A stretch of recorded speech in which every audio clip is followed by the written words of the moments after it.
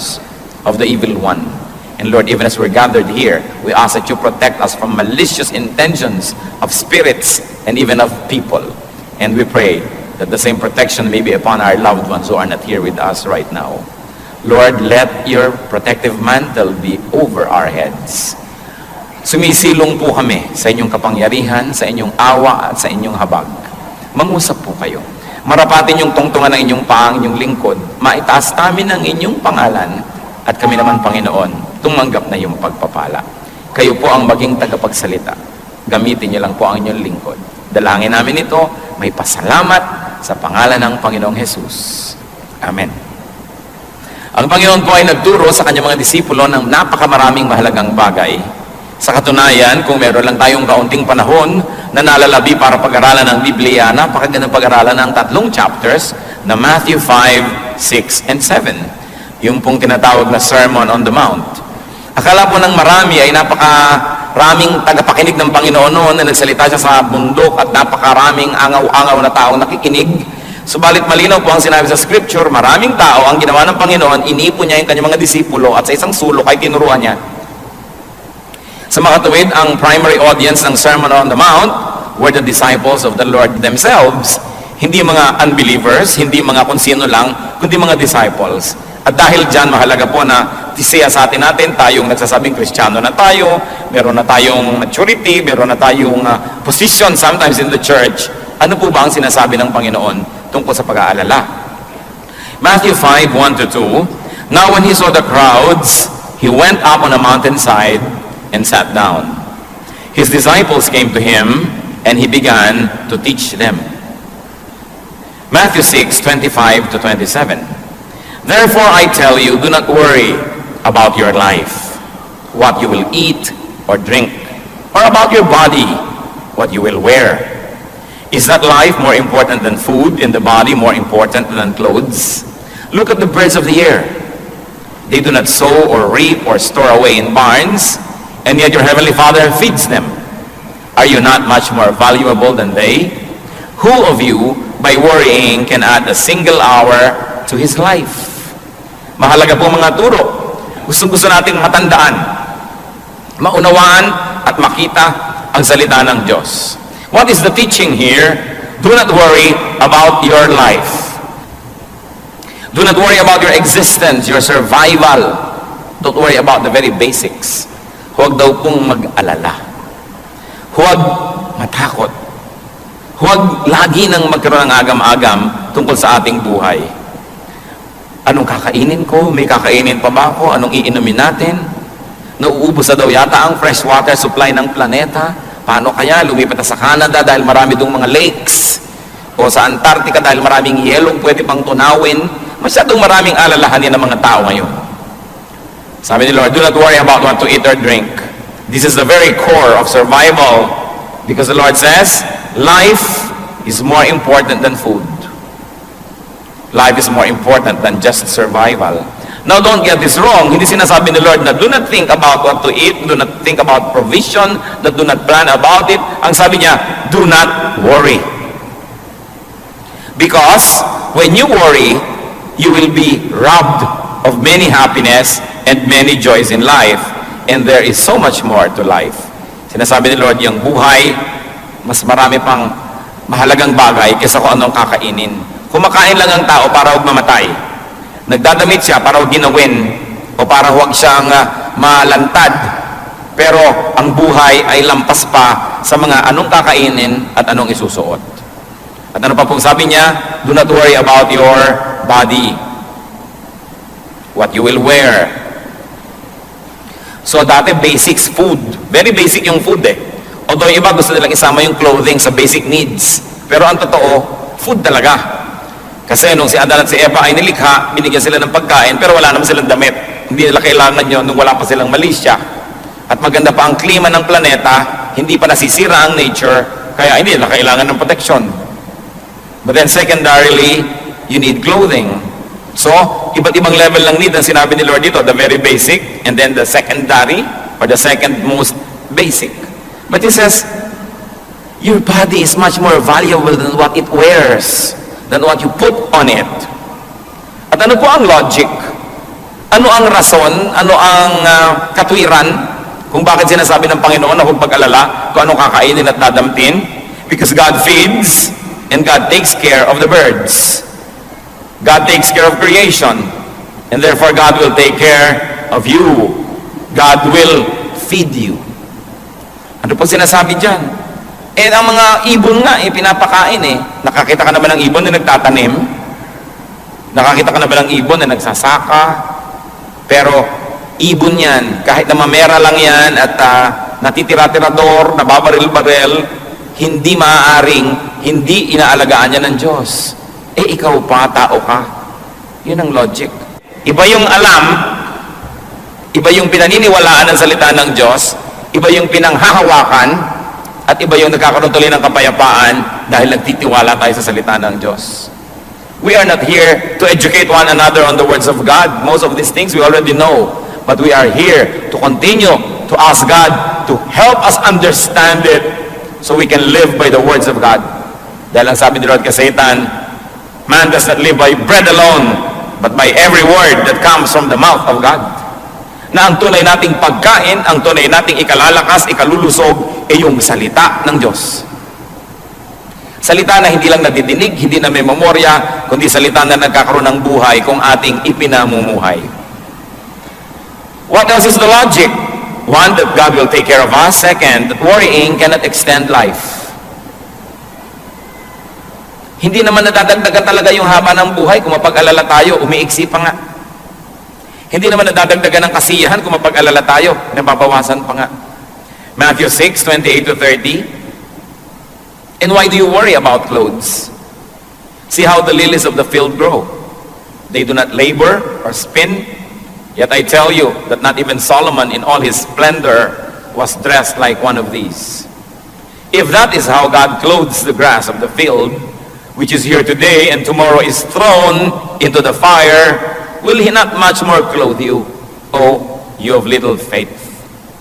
Napakalinaw naman. Bakit ka nga nag-aalala tungkol sa isa dadamit? Tingnan nyo ang mga bulaklak. Ang mga damo na namumulaklak sa parang, hindi naman sila naghahabi ng tela, hindi sila nagdidisenyo, nagbuburda, hindi sila nag-paint ng mga tela. Pero tingnan mo kung paano sila damtan ng Diyos. Kahit si Solomon, na pagkarangya-rangya ng mga isinuot, hindi man lamang nadaig ni Solomon ang mga bulaklak na nilikha ng Diyos. At sabi niya, kung yung mga bulaklak lang at damo-damo, buhay na buhay ngayon, pero bukas ay lanta na at susunugin na. Pinag-iisipan pa ng Diyos na damitan ng magandang kulay, magandang disenyo. Ikaw pa ba na mahaba ang buhay? Ikaw pa ba na may panghabang panahon? Ikaw pa ba na nilikha sa wangis ng Diyos? At ikaw pa ba na dahilan kung bakit ang anak ng Diyos ay namatay sa krus ng Kalbaryo?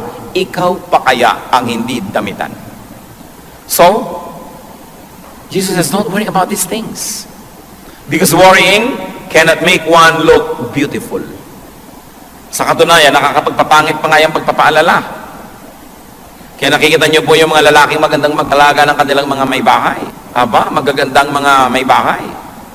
Para mga sariwang-sariwang ubas. Pero pag ang may bahay ay mukhang pasas, ang sisihin nyo yung asawa. Hindi mo yata inaalagaan ng puri. Hindi mo yata inaalagaan na magtiwala siya at huwag siya mag-alala. Kung wala ka, kaya ayan, nagkanda, tuyot-tuyot na. Pero ang tao pag inaalagaan, gumaganda. Ang napakalakas mo magpapangit pag-aalala. Kaya sabi ng Panginoon, huwag kayong mag-alala. Kaya po kung minsan merong tao, hindi mo naman kilala, sasabihin ba, siguro sister o brother natin yan. Bakit? Kasi mukhang Christian eh. Ano ba itsura ng Christian? Tingnan nyo nga katabi nyo. Ano nga ba itsura ng Kristiyano? Yung bang meron kang hindi maipaliwanag na ningning ng kanyang mata, payapa ang kanyang loob, kahit siguro wala siyang pera, kahit may sakit din siya, pero dahil sa pagtitiwala sa Diyos, kitang-kita mo na matining ang loob. Napakahalaga na nakikita sa ating mukha yun. Subalit ang pag-aalala, inaagaw yan sa atin. It is God who gives beauty. It is not what we wear. Although it helps. Pero hindi kayang takman ng damit o make-up ng isang malungkot na puso. Hindi kayang ikubli ng kahit anong maskara ang mapait na kalooban ng isang tao. Kaya ang mahalaga, magtiwala sa Diyos, lumapit sa Diyos. At ano pa po ang sinasabi ng Panginoon diyan? That God will take care of you, that God will feed you, and that God will in fact clothe you. That God will make you presentable, beautiful, handsome, and that worrying accomplishes nothing. Matthew 6:31 to 32. So do not worry, saying, what shall we eat? Or what shall we drink? Or what shall we wear? For pagans, nasa na?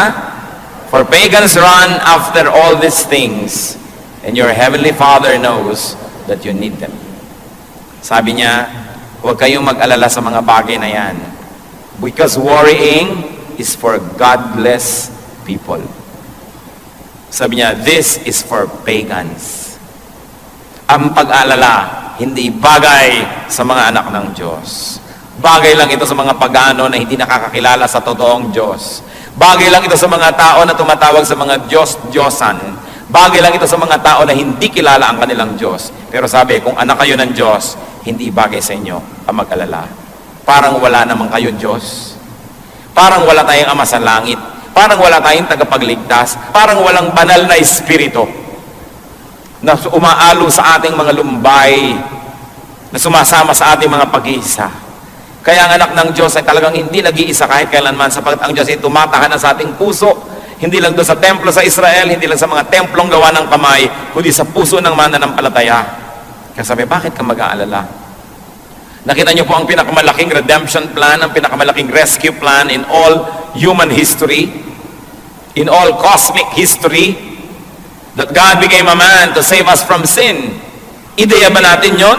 Tayo ba ang nagsabi sa Diyos na, Diyos, magkatawang tao naman kayo, akuin niyo lahat ng aking mga kasalanan, akuin niyo lahat ng aking mga kakulangan, at yung lahat ng kaparusahang dapat kong tanggapin, pakitanggap niyo nga, at pagkatapos sa matanggap niyo yon, pakibigay niyo sa akin na inyong kabanalan, para kami ang maging banal, at kayong maparusahan, para kami maligtas, bayaran niyo nga lahat ng utang namin.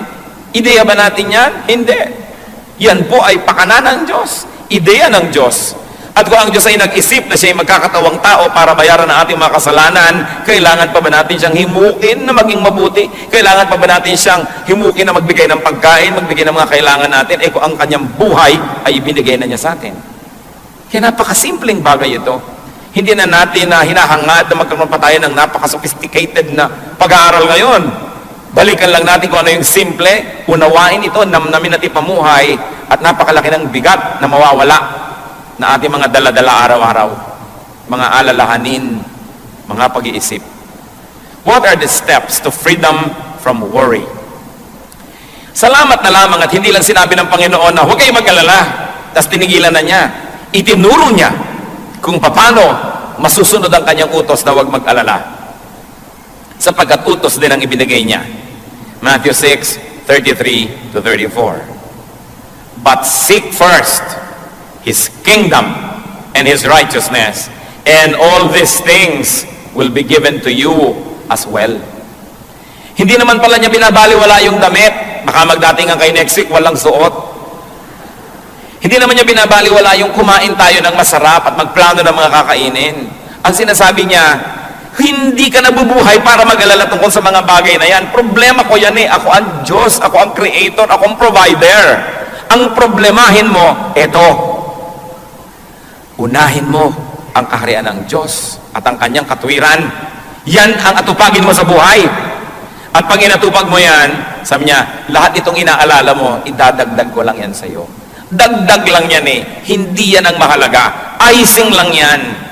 Hindi yan ang tunay. Sabi niya, bakit mo inaalala ang pagkain? Ba't inaalala mong iinumin? Kaya mo ba mag-create ng pagkain?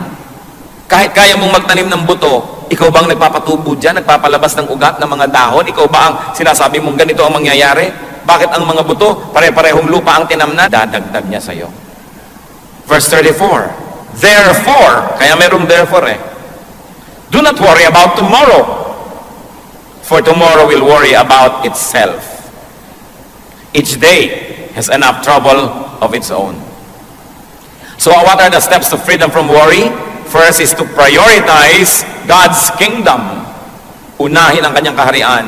At yung kaharian niya, hindi lang yung bababa mula sa langit, hindi lang yung pagdating ng panahon, yung nasa puso na natin, that we have to expand God's kingdom in our hearts and in the world. Ang kaligtasan natin at kaligtasan ng iba, ang kanyang katuwiran, ang kanyang righteousness, unahin natin na maging mabuti, mabait, makadiyos, malinis. Yun ang unahin natin. Kasi yung iba, inuuna nila na magkapera, magkaroon ng isusuot, magkaroon ng kakainin, kaya ang kaluluwa ibinebenta kay Satanas. Di bali na magkasala ako, mandadaya ako, magnanakaw ako kasi kailangan kong kumain, kasi kailangan ko magkadamit, kasi kailangan ko ng pambayad sa kuryente, sa tubig, tuition fee ng mga bata, etc. etc. May sakit ang nanay ko, sa mga agaw ako ng cellphone, ng may cellphone. Sabi ni Lord, lahat ng bagay na kailangan nyo, kaya kong ibigay. Ang gawin nyo, pumwesto kayo doon sa lugar na dadaanan ng pagpapala ko. At yung lugar na yon, yung lugar ng kabanalan, lugar ng pagiging makadiyos. At pag doon ka lumagay, ang Diyos ang may problema kung paano kanya bibigyan ng iyong kailangan. Yung iba sa paghahanap nila ng kanilang mga kailangan sa buhay, lalong lumalayo sa Diyos. Kaya lalong nagkakalubog-lubog, lalong nagkakawindang-windang ang buhay, at lalong napapahamak. Sabi ni Lord, gusto nyo ng mga kailangan nyo sa buhay? Akong nakakapagbigay niyan. Pag gusto ko magbigay, hindi ako kailangan pilitin. At kung ayaw ko, hindi rin ako napipilit na magbigay. Bakit hindi mo ko bigyan ng kasiyahan? Pag tayo nabubuhay ng ayon sa wangis ng Diyos, kasi tayo ginawa sa wangis niya, nilikha sa wangis niya, nasisiyahan siya. At kung nasisiyahan ba ang Diyos, napakahirap para sa Kanya na mag-blow out. Napakahirap pa sa Kanya na magbigay ng mga gusto niyang ibigay sa atin. Kaya ang dapat nating unahin, masiyahan ang Diyos sa ating pag-iisip, pananalita at pamumuhay. At pagkatapos, siya ang may problema kung paano tayo papakanin.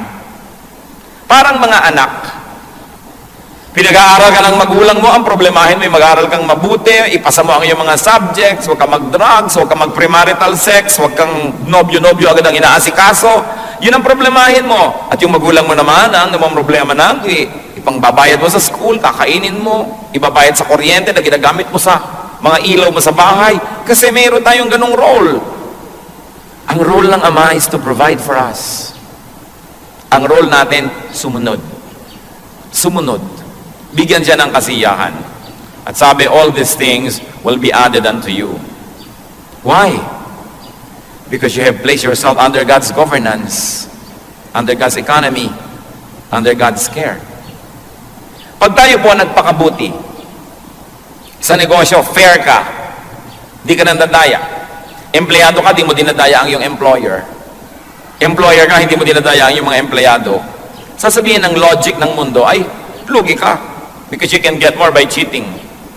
Pero pag sumunod po tayo sa Diyos, inuna natin ang kanyang kabutihan, ang totoo nun, ang ginagawa natin ay nagpapasakop tayo sa kanya. Meron ba kayong mga alaga sa bahay? Sino sa inyo may mga alagang aso? Yan. Sino may mga alagang pusa? Sino may alagang ibang hayop pa? O, pagka po ba sila yung umiiyak at gustong kumain, binubugbog nyo? Hindi. Kumisa nga yung ribbon ng aso, ribbon din ng amo eh. Kung ano yung suot ng amo, suot ng aso rin. Pagka ba yung pet ninyo ay nagiginaw, lalo nyo binubusan ng yelo? Pagka ba may ibon na dumapo sa inyong bintana dahil may bagyo at sira-sira ang pakpak niya, sabi niyo, ay mahina ang ibon to, ano gagawin nyo? Dudurugin mong ibon? Hindi. Aalagaan mo dahil dumapo sa iyong bintana, nagpapaampon sa iyo. Sa palagay nyo, anong gagawin ng Diyos kung sa Kanya tayo nagpapaampon? Kakawawain ba tayo? Dahil sumusunod ka sa akin, masyadong honest ka sa negosyo, pues malulugi ka. Ganon kaya yon? Dahil hindi ka nandadaya, hindi mo ginagaya yung ginagawa ng iba na mabilis kumita, lagot ka, kawawa ka sa akin. Yun kaya ang gagawin ng Diyos? Hindi. Kung inaalagaan natin ang mga hayop, maski tayo ay tao at taong makasalanan, marunong tayo mag-alaga ng mga nagpapaampon sa atin, nagpapakupkup at nagpapaalaga, Diyos pa kaya ang hindi mag-alaga sa nagpapakupkup sa Kanya. Kaya ang dapat nating unahin sa buhay, to surrender to God, to seek God's protection, and to live by God's decrees. Because God is an infinitely better, in fact, He is the best keeper. Hindi ka pwedeng malugi dahil sumunod ka sa Diyos. How else do you step away from worry? Do not fast forward life's concerns. Yung kasing fast forward, hindi pa dumadating doon, pwede mo na i-forward yung tape, yung pelikula, kahit ano. Pero ang tinuturo po sa atin is to tackle only immediate concerns. Because today's grace is good only for today's needs. Tomorrow's troubles will be allotted God's grace tomorrow. Do not extend God's grace for today to tomorrow's issues. Ano po ang katuruan ng Panginoon? Binibigyan kita ng lakas para sa mga ipinapagawa ko sa iyo ngayon. Binibigyan kita ng kakayahan para sa mga dapat mong magawa ngayon. Kaya ka nang hihina. Yung ibinibigay ko sa iyong lakas na pang ngayon, fast forward mo na sa problema bukas, sa problema sa Miyerkules, sa problema sa next month, sa next year. Kaya yung lakas na pang ngayon, dapat sana'y sapat, kinakapos, kasi konti na lang itinitira mo, iminumudmud mo na doon sa mga problemang di pa dumarating. Matthew 6:11, ang turo niya, give us today our daily bread. Kung ano lang po ang kailangan ko ngayon, yun lang po ang ibigay niyo sa akin. Nakita niyo po itong nagpaulan ng mana o tinapay mula sa langit ang Diyos? Ang bilin niya sa mga tao, ipunin niyo lang yung kailangan niyo para sa araw na to. Eh yung iba hindi nagtitiwala. Sabi, ay naku, baka hindi na umulan bukas, baka wala ng mana bukas, be wise. So ang ginawa nila, nag-ipon sila ng higit sa kanilang kailangan, nakita nila biglang inuod, nabulok. At sabi ng Diyos, o bakit may mga nabubulok na mga mana sa inyong mga tent? Eh kasi kumuha kami ng pambukas eh. Di ba sabi ko na nga, kunin nyo lang yung pang ngayon, eh paano kung bukas, wala kayo dyan? Actually, maraming tao ganun ngayon ang trato sa Diyos. They spend today's energies for tomorrow's worries. Therefore, it is not enough for tomorrow's worries because it is to share with today's needs. And today's needs don't get enough energy because it shares with tomorrow's needs. Lamentations 3:22-23. Because of the Lord's great love, we are not consumed. For His compassions never fail. They are new every morning. Great is your faithfulness. Sabi, hindi tayo nalilipol, hindi tayo nauubos dahil sa pag-ibig ng Diyos na di nagmamaliw. Ang kanyang pag-ibig ay bago ng bago, araw-araw. Kung tayo po'y lagi mag-aalala, ano mangyayari sa atin? Magiging duwag tayo. Hindi natin magagawa ang mga ipinagagawa sa atin ng Diyos. Paliliitin natin ang paliliitin ang ating ginagawa. Sigon lamang at bagay lamang doon sa maliit na ating pananaw at sa maliit na pananampalataya. Pero kung tayo maduduwag at magtitipid ng magtitipid, yun na lang ang titingnan nyo. Sayang ba na gastahan na ang salita ng Diyos ay ipamalita at madinig, hindi lang dito sa loob, kundi pati sa labas? I don't think. Hindi lang tayo naglalagay ng magagandang gamit para tayo maging maginhawa. Kahit po kailan na hindi tayo nagkulang sa pagtuturo at pagbibigay at pagsishare ng ating mga itinuturo sa atin ng Diyos sa kapwa natin mga pastor, ang ating mga kaliwanagan seminars na ginagawa natin for non-day by day people. Ang ministry ng kaloob para sa ating bansa at sa mga ibang maraming worship team sa Pilipinas. Hindi po tayo tumalikod dyan. Sabay-sabay. Dahil ang Diyos, sinabi niya, seek first His kingdom and His righteousness, and all this will be added to you. Ang mahalaga lang po, hindi tayo nagiging makasarili at hindi tayo nalilibang at nalalasing sapagkat alam natin, malaki ang Diyos natin. Hindi ipaghihirap ng Diyos ang malalaki nating mga proyekto kung ang puso natin ay nakasisiya sa Kanya. Kaya ano pong ginawa natin over these years? We focus on building God's kingdom, on teaching and living in God's righteousness. We spend money airing radio programs across the nations, 2 national stations, several regional stations. Tinutustusan po natin buwan-buwan, madinig ng mga listeners ang mga programa natin. Wala namang mga commercial yan. Wala namang mga, sasabihin mo, hinihingan mo yung mga nakikinig, kundi sila nagkukusang loob at tumutulong. Pero lahat po yan nangyayari because we share God's goodness with us, with the whole body of the Lord, and with our known nation. Kaya kung mag-aalala tayo lagi, paano ba yan? Baka hindi pwede, wala tayong pera, wala tayong budget. Liliit ng liliit ang ating mga pananaw.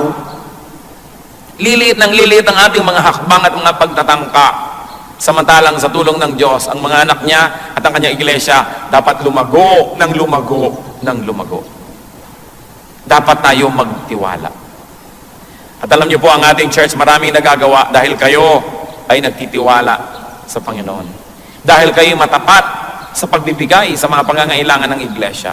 Dahil kayo ay nakakakita na mainam na magtanim para sa paglago ng kaharian ng Diyos. And over the years, God added all the funds, all the people very especially, and all the things. Meron bang himala? Meron. Tayo ang isang patunay ng himala ng Diyos. Tingnan ninyo ang inyong paligid. Pinaghihimalaan tayo ng Diyos ng madalas. Ang ating mga pangangailangan, ang paggaling ng ating mga karamdaman, ang pagpayapa ng magugulo nating mga kalooban, ang pagkakasundo ng mga pamilya, ang pagkakaroon natin ng paglilingkod sa Diyos, laging may himala. At ang mahalaga, kasama tayo sa himala na yon. Sa pag-aaral po ng mga salitang ito, napakahalaga nating limiin. The Lord did not say, do not think or plan. Ang sabi niya, do not worry. So it's good to think, it's good to plan, but not to the point of worrying. Plan, but do not worry, especially about results. You do not plant a seed and dig it to see if it's growing. Just keep planting and trust the God of harvests who will make it grow. James 4:13-15. Now listen, you who say, today or tomorrow we will go to this city or that city. Spend a year there, carry on business, and make money. Why? You do not even know what will happen tomorrow. What is your life?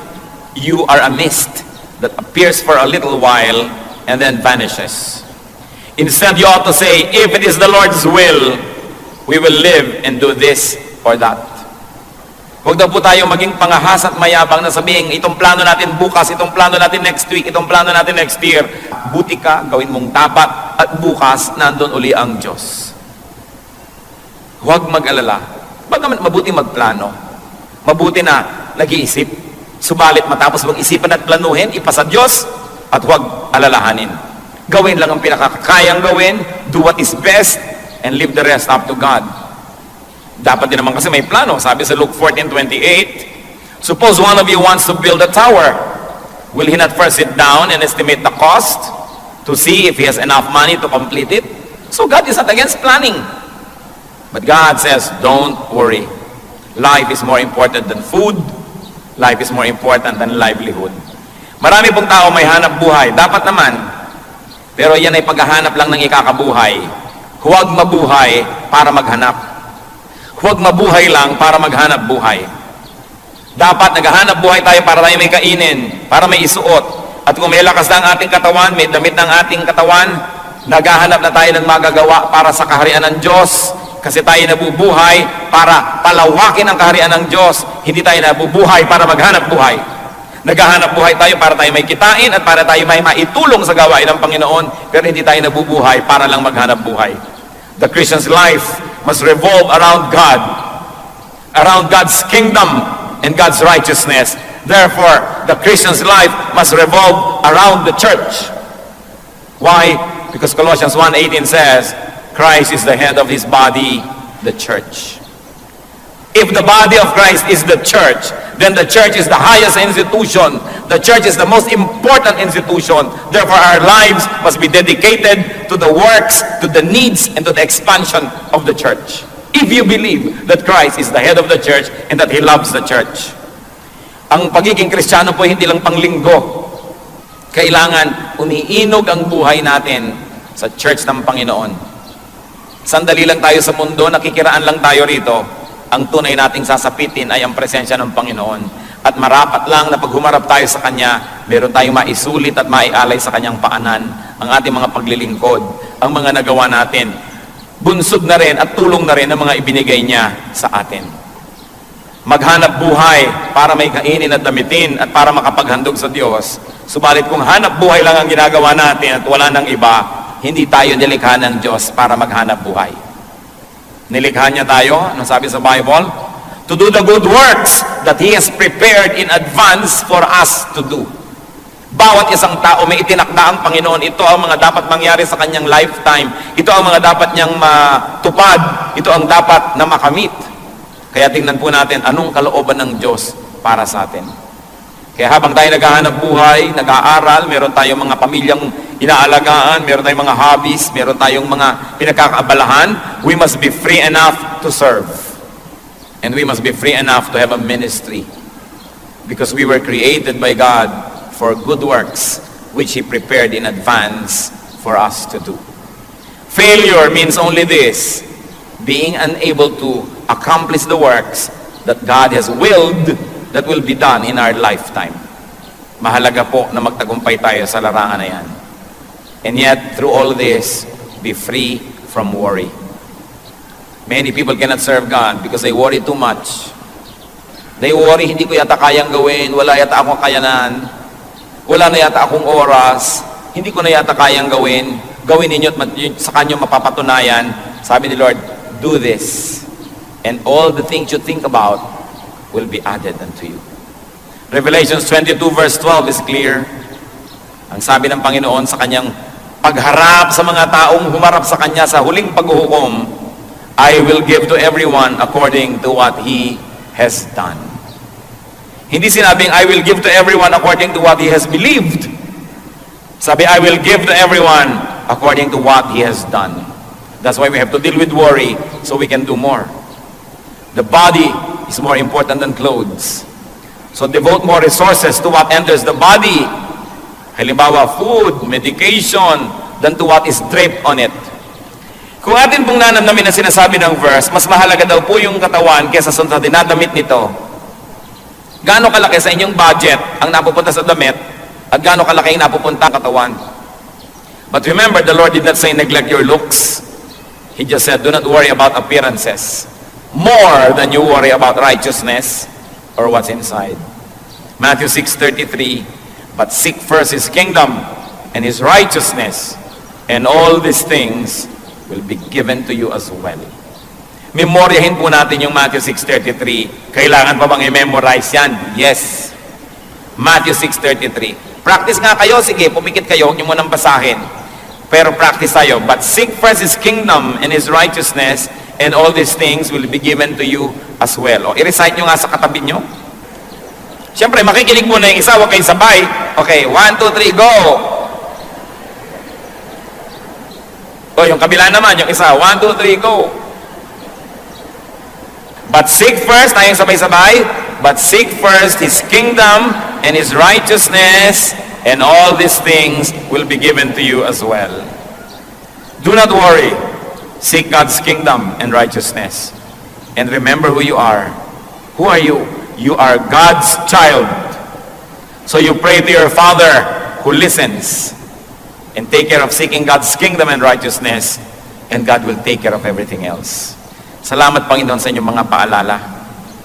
Kung meron po sa amin dito mga mapag-alala, nervyoso, lagi na lang nag-iisip, anong kakainin, magkakapera kaya, pati isusuot sa burol, pinoproblema, ano kaya ang itsura ko, saan kaya ako ililibing, anong kulay ng ataol ko.